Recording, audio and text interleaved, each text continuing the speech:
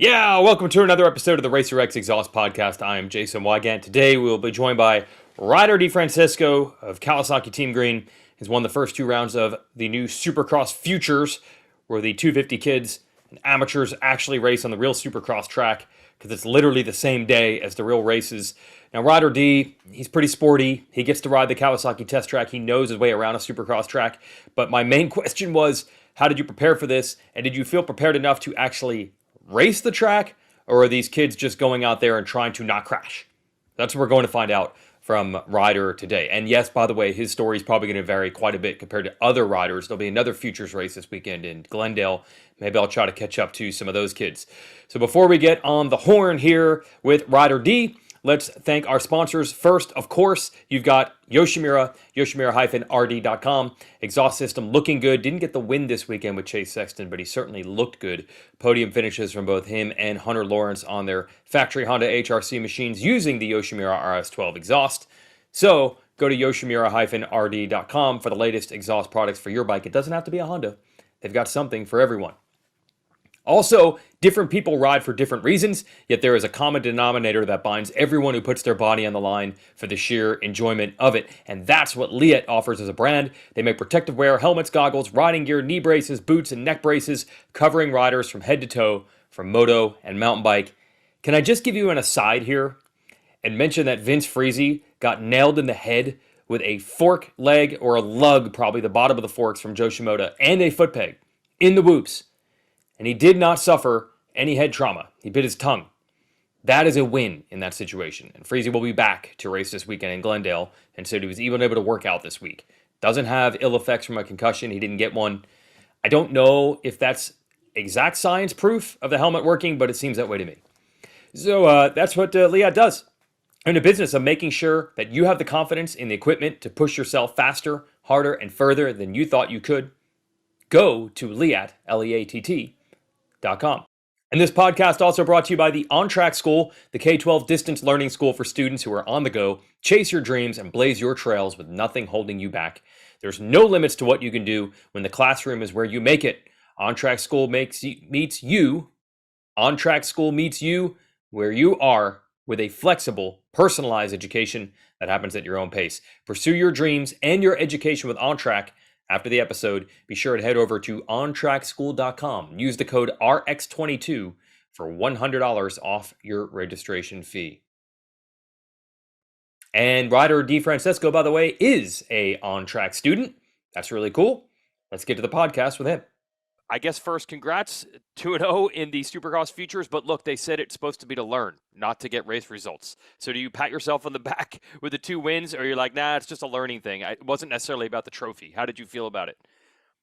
Honestly, it's both ways. Like throughout the day, it's a big learning experience, and then it's just another gate drop to me. Like I don't really think of it as racing. Like I think every lap is learning something new and trying to cook off those laps. Like our race is like a heat race in the night show, so it's just getting used to the day program and the tracks too. There's so much more gnarlier, like with the best riders in the U.S. riding the same track that you are. It's pretty cool at the same time. Are you, when you're out there, do you feel like you are racing the track, or are you riding the track? Are you riding to just get through the obstacles, get through the whoops, don't go down? Or are you actually racing your way from obstacle to obstacle? The first one in Oakland, I was for sure just trying to get to the track.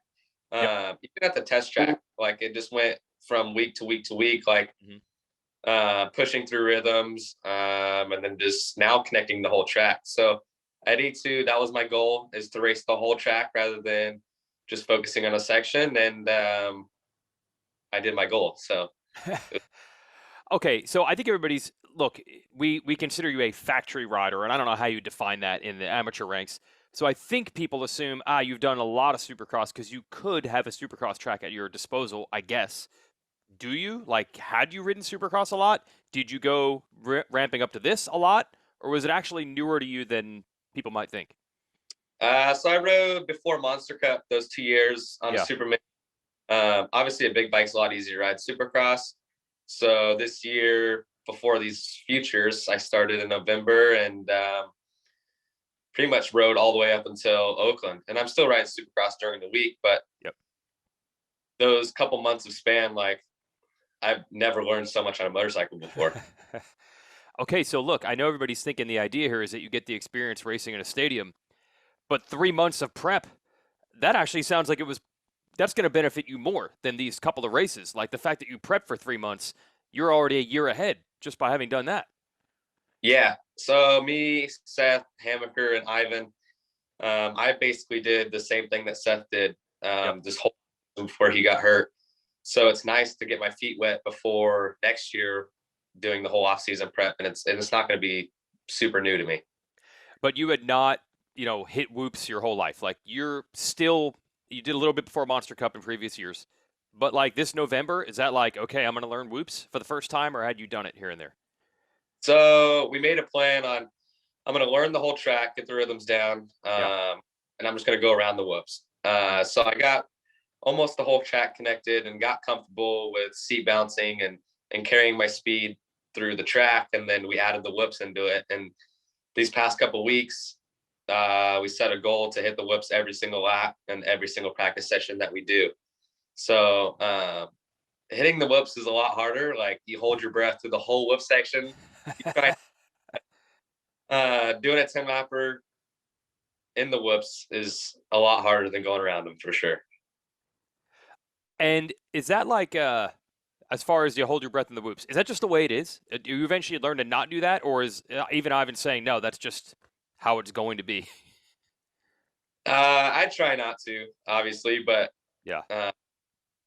Dude, the whoops, sitting in the stands at A2 and knowing that I rode the whoops that day and then seeing the pros go through them it's a lot harder. It really is. Oh, okay. So that's interesting. Even on the same day, like the same whoops you literally rode through, they don't look as bad as it is until you're actually in them.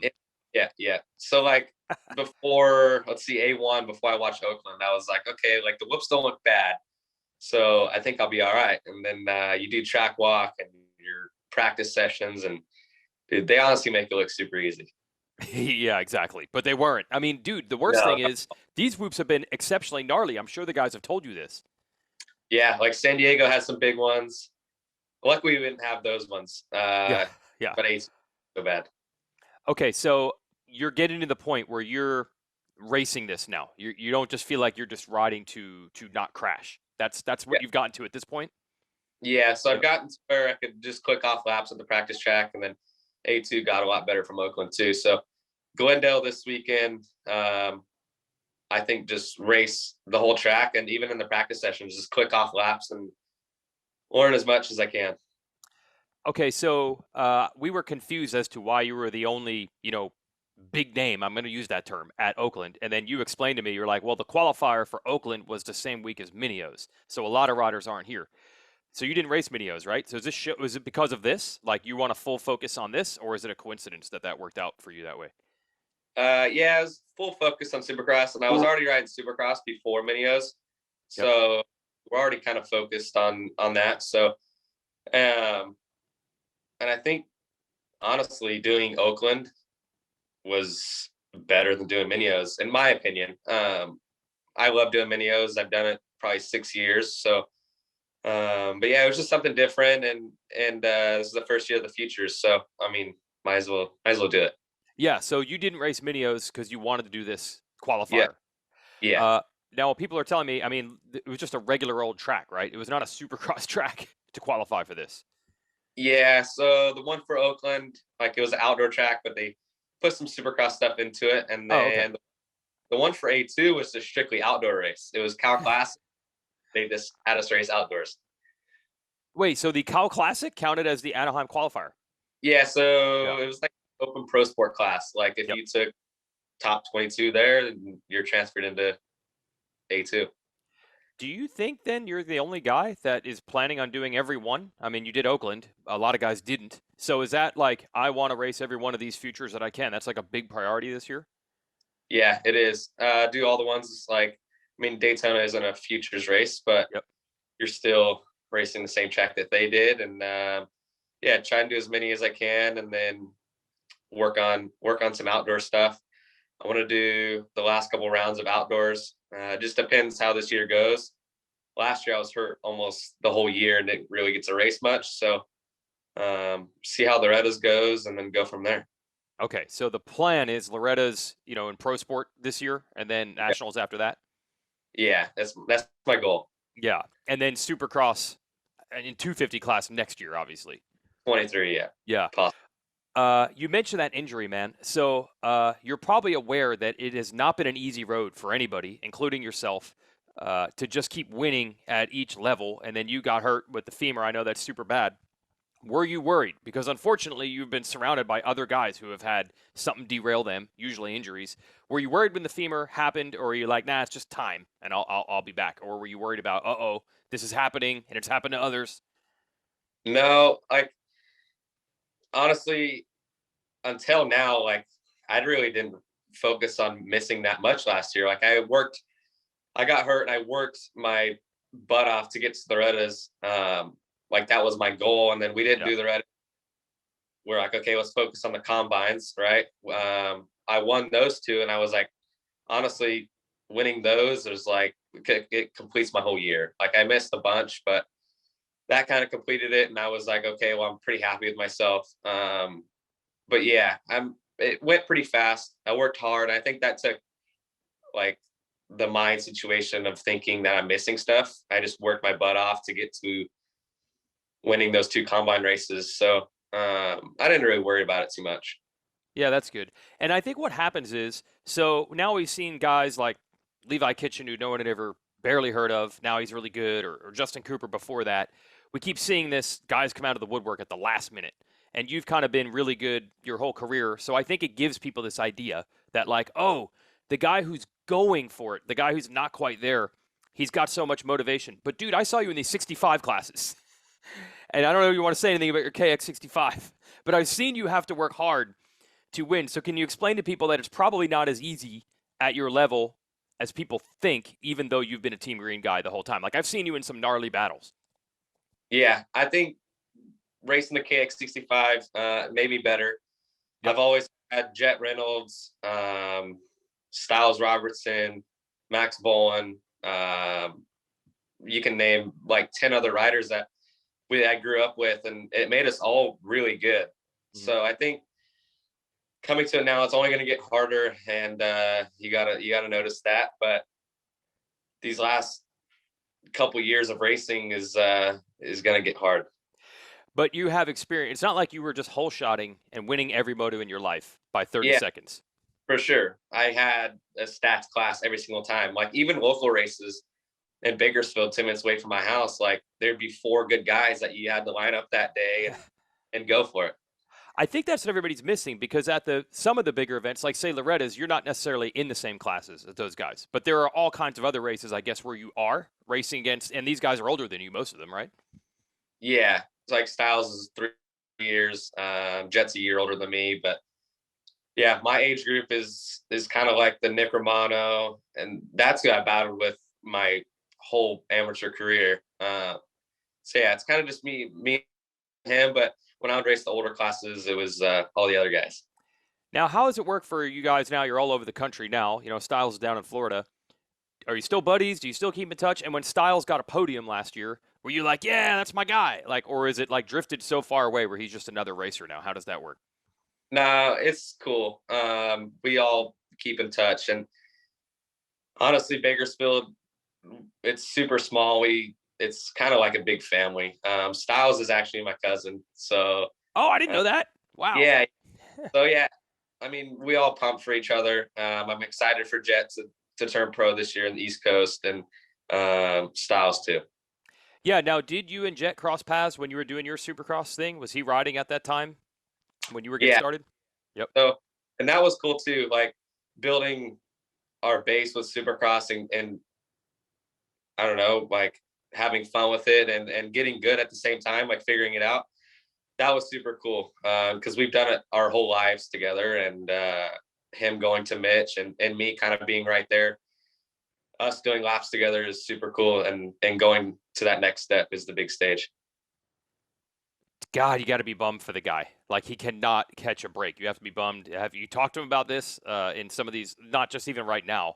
The last 3 years have been rough. So have you guys had talks about this? Like, man, there's no guarantees in this game. Yeah, for sure. I've been at the track most of the time when he's got hurt, and Oh, it is weird. I try and be there for him as much as I can. Like, he's super cool, and yeah, hopefully he can keep it on a good road this year. And he just got back on the bike like 2 weeks ago, so yeah, I think he'll be all right. oh, okay. Well, that's pretty quick turnaround, actually. Um, Yeah, okay, so now that you're doing this Supercross thing, are you also learning a bit more of the pro schedule? The races haven't quite been back to back, but they're coming pretty close, and now they are going to be back to back these last two. Is it also putting you on a bit more of a pro schedule of the during the week also? yeah. So this year, when I started the off-season prep Supercross with Ivan, I basically set my mind to is I want to be as close to the schedule as Seth Hamaker. And him getting those couple podiums, those first two rounds, like, that's super cool because I'm trying to do the same thing as him during the week. And it's paying off for him. So if I just keep on the right track and try and work even harder, I think it'll be good in the future. Yeah, yeah. So, like, for example, what was your schedule this week between Anaheim 2 and then have another race at Glendale? What was the riding schedule?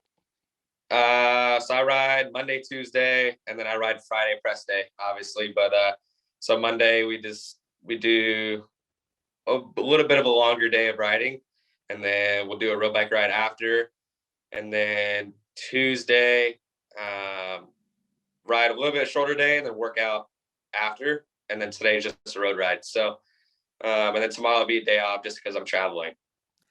Does it seem different than what you had done in previous years, or were you pretty much a Monday through Friday and then maybe race on weekends guy all along? So when I was younger, I'd ride 3 days a week and then just go play with my friends. But like when you're younger, that's like what it is fun. And I think it's like the right time to set my goals now and to start working hard is like, this is the perfect time. That's Start. really interesting that you say that because Eli Tomac's dad would talk about for years when he was your age, when Eli was your age, that they were only starting to turn it up then. Like he was really good in the '85 class, but his dad John was always like, "No, this is not the time. Like we're Yeah. having fun." You've won a lot, so I think people would assume that you were going all in, but you actually weren't quite all in when you were say 12. Yeah. I mean, we were all in as a family. Like we wanted Sure. to hit every, um, but like come home, have fun with my friends. My dad honestly was great with me going off and hanging around people that don't even ride dirt bikes. And I think that's what made it to where it separated. And I didn't get so bored of riding Yeah. is I would have almost two different, not lives, but Hmm. two different activities throughout the day is just ride and then go hang out and have fun. But um, yeah, I don't think you can really take it super serious and have a workout plan and during the week when you're 12 years old. So I'm almost 17, and I think it's the perfect time to start taking it serious.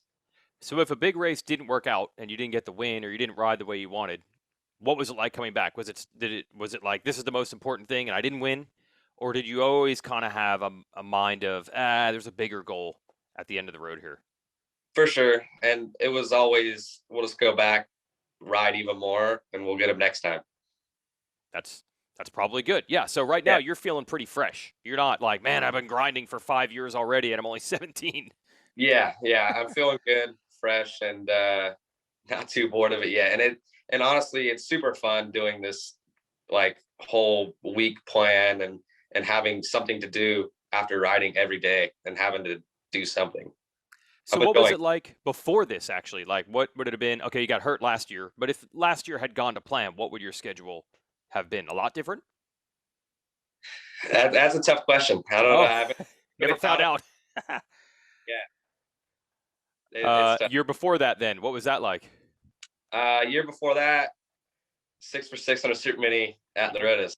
But So what was the training program like, or the riding during the week? Was it still pretty chill? yeah, super chill. Like I enjoyed it. That year, let's see, COVID happened, Yeah. me and Jet would go ride in the hills, and we'd ride 6 days a week, like nonstop, and without training or doing anything off the bike, like you can do that.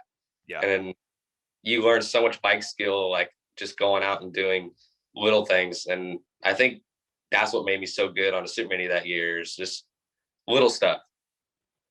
It's funny though. I've asked you this before because all three of you are really fast from Bakersfield, and there were some other pretty good riders too. I think people assume it's like riding paradise out there, but I don't think it is. Right? You never told me that it's like, oh my god, we just ride. Do you ride right out of your garage? Can you just ride anywhere? Or is it not quite like I that? can I can ride. So Bakersfield is super, like, there's a lot of farms, a lot of oil, so it's just straight fields. We Okay. can go ride straight out of my house. It takes me 5 minutes to go to a local field track, and I can ride out there for till it gets dark. So, Oh, um, and then we have an abandoned golf course that we rode all last year. It got super gnarly, and then there's some other field tracks too. But yeah, we can ride when it rains and the tracks get rained out. We can go anywhere we want. dude, tell me about this abandoned golf course. Is it as good as it sounds? Yeah, it's every rider's dream, right? You always Yeah. want to. Yeah, so I think it went abandoned, let's see, 10 years ago. So I mean, it's pretty ran down, but you could see where everything was, and you go in and out of sand traps, and it's super cool. And is this like a real riding area, or do you guys just roll up and just make a track out of it? Like, is this supposed to be a place for dirt bikes, or you just do it? We just do it. You know what's funny? It sounds like what people, dude, I'm not kidding. Like that's like what 1970s Southern California was, but areas that are all grown up now. It's like you actually are able to ride wherever you want, right out of your garage. That's like old school. I don't know if people have told you that, but Mitch Payton should tell you that's probably what they did when they were kids. Yeah, and he loves, like, when I tell him stories about like the abandoned golf course or riding out of my house, he loves it. Yeah, yeah, that's like what Orange County was. It's Yeah, definitely not like that yeah, anymore. Hey, you mentioned your dad. He's actually got a racing background. He was a flat track guy, right? I see him at the race all the time. Pretty chill for a moto dad. So just talk about his little background there, because I know he's got some racing in him as well. he raced flat track for, I mean, since he was 3, 4 years old. His mom owned a speedway track in Bakersfield and pretty much brought speedway to America. And they raced. My dad raced probably 4 nights a week. Let's see, like up north, Bakersfield, Costa Mesa.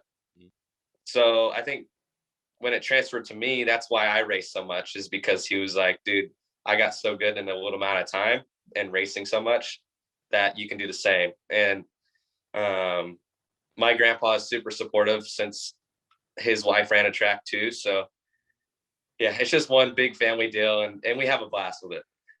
Ah, so for you, it was literally a lot of local racing. Like you just raced Southern California local races. Yeah, always, as I much see. as I can. Yeah, so you weren't at a facility or like, now I ride, Monday through Thursday, but I'm not racing. Like a lot of your riding time was actually gate drops. Yeah, so I've never been to a facility. I've probably been to a couple. Like I go to Robbie Reynolds a week before Loretta's, Mhm. and that's the only time I spend at a training facility. So as much as I can, I would ride and ride out of my house, and yeah, ride anywhere I can. Hey, when you go to a local race, are the other people there like, I got to beat this guy. I'm going to get a factory ride if I can beat him? Or they treat you like anybody else? Or do people actually, like, I don't know, are they showing you a wheel? Are they trying to like put pressure on you in practice? They try to get in behind you? Like, how does that work? Because, yeah, a lot of the riders, these guys don't ever see because they're just at a facility. What's that like? Yeah, the people I race, like in the local races, like I've known them forever. So like it's kind of cool to go to a local race now that I've been serious the past 6, 7 months with racing everywhere. Yep. It's cool just to go back home and keep it local and see everybody. And honestly, it's super rad. A super rad weekend just to get back to where I started. Yeah. So, did a lot of those people, since, Anaheim was relatively close, I mean, not super close, but did a lot of those people show up to watch you race the Supercross features there? Yeah, they did. I mean, people I don't even know, they would come up and be like, Bakersfield, and yeah, it's not too far. So there's a lot of people there. That's cool. And then the other funny thing about Bakersfield, right? You used to have that connection with Kevin Harvick, who's like a Bakersfield guy. It makes it seem like it's this racing mecca, but even your dad has said, "No, Bakersfield's probably not what you think for having this kind of success." But it's pretty cool the heritage that it has there with some racers. It is. Derek Carr, the football player, is from here. Wow. Bunch of country singers. Yeah, there's a bunch of big names that came out of here. I don't know what it is. I mean, nothing to do around here but work. So maybe it's just strictly work and nothing else to do. Yeah. Focused on it. Now, is it close enough? Like, you just drive down to like the Cowie test track? Is that how you do it? So Sunday nights, I'll drive down there. It's like 2.5 hours. So I'll drive down there, stay from Monday or Sunday through Thursday, then just come weekends and hang out with family. Oh, okay. Where do you crash when you're down there? Menifee. So like right in the middle of pretty much everything. Right. So do you get your own place, or are you like hanging with somebody? No, so some guy that used to work at PC, his name's Craig. Uh-huh. Super cool dude. Just got a house right in the middle of Menifee, right next to Canyon Lake, and he was nice enough to let me crash at his pad, and he's super supportive too. So super rad. It's not a bad way to go for 17 years old. So you're driving yourself, you got a place to crash, you're riding your dirt bike. I mean, most 17-year-olds, I mean, this is something they'd want to do 5 years from now. You got it pretty good going right now.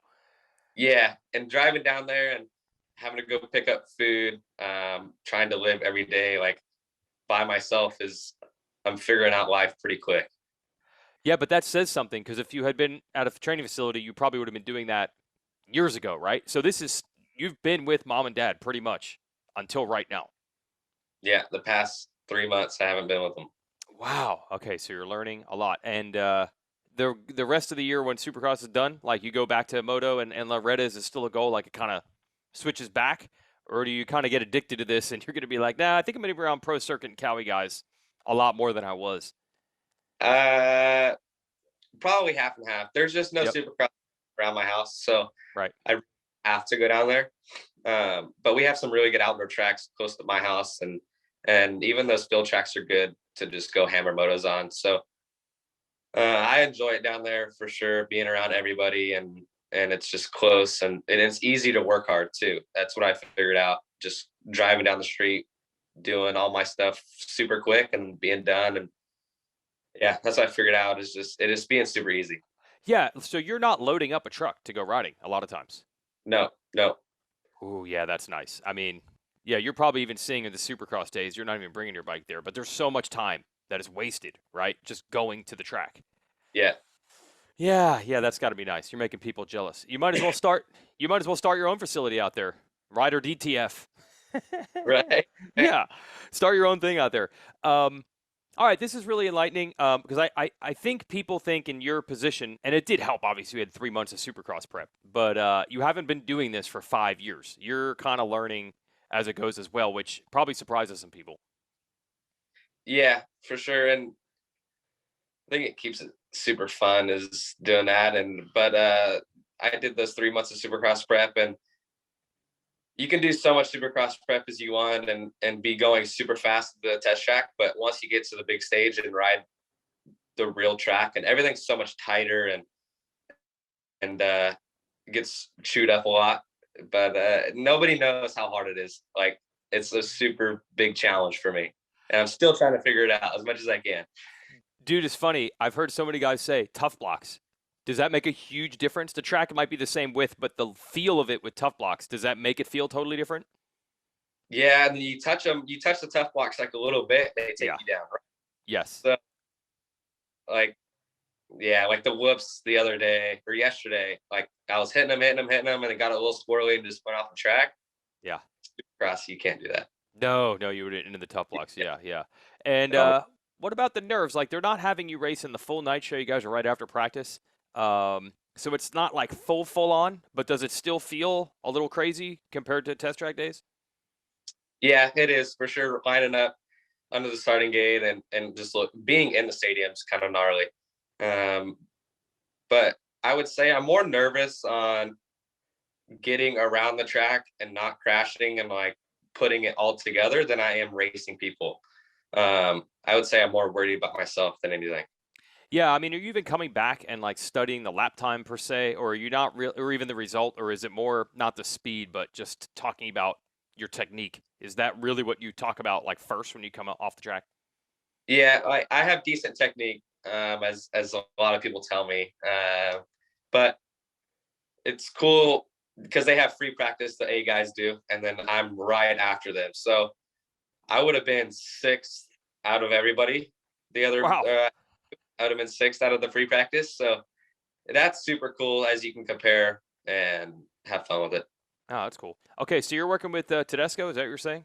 Yeah, Tedesco. Ah, that's got to be good. Now, look, Ivan's not like I've known him a long time, but he's not the most outgoing guy. So I have no idea what his thing is. Like, is he hammer?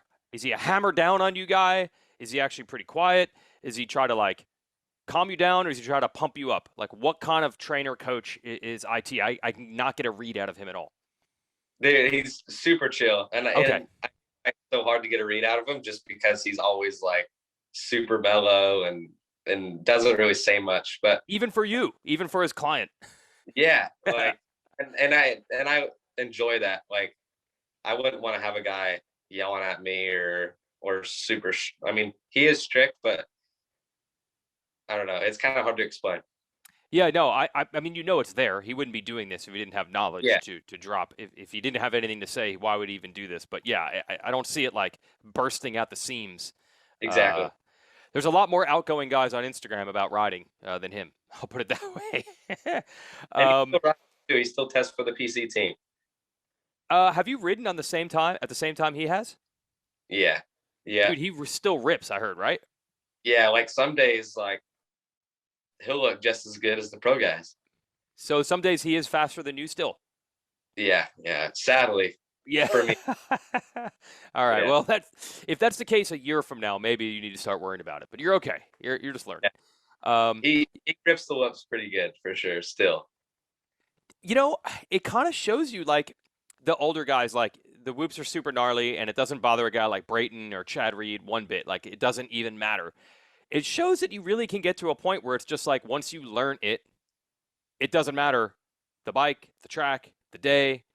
You just know how to do it. Is that almost encouraging to see like, all right, Ivan, once he figured out the code, it's actually not that bad.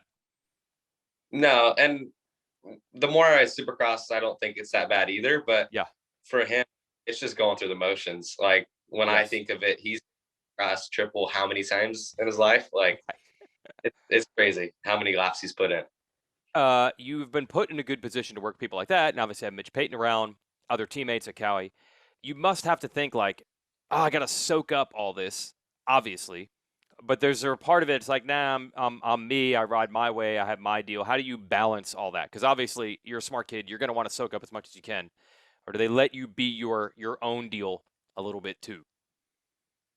I would say it's half and half. Yeah. Uh, like I try and do my own deal as much as I can, have fun with it, but at the other time, like I have to see it in their eyes too. Gotcha. All right. Yeah. But you're not shrugging off their advice and saying, dude, I'm No, not 17, bro. no, as much as I can. Yeah, it's tough. The most 17-year-olds don't want to listen to anybody, so you're doing better than them. I'll give you that. Yeah. All right, so Glendale's up this weekend. Do you think about like, oh, maybe I can win these all, or are you trying to block that kind of stuff out and just race the track? Obviously, I want to win, but race the track and just better myself each weekend. Have goals to set and yeah, try and go as fast as I can. Okay. All right, you are trying to go faster, not just doing the obstacles. You're racing. No. That was my main question. I got it. Yeah. Cool. All right, well, you'll be back to motocross a little bit. We'll probably see you at Loretta's and the Nationals. It's going to be, if all goes to plan, this might be one of the most exciting years for you ever. You have to be so stoked that this is all happening.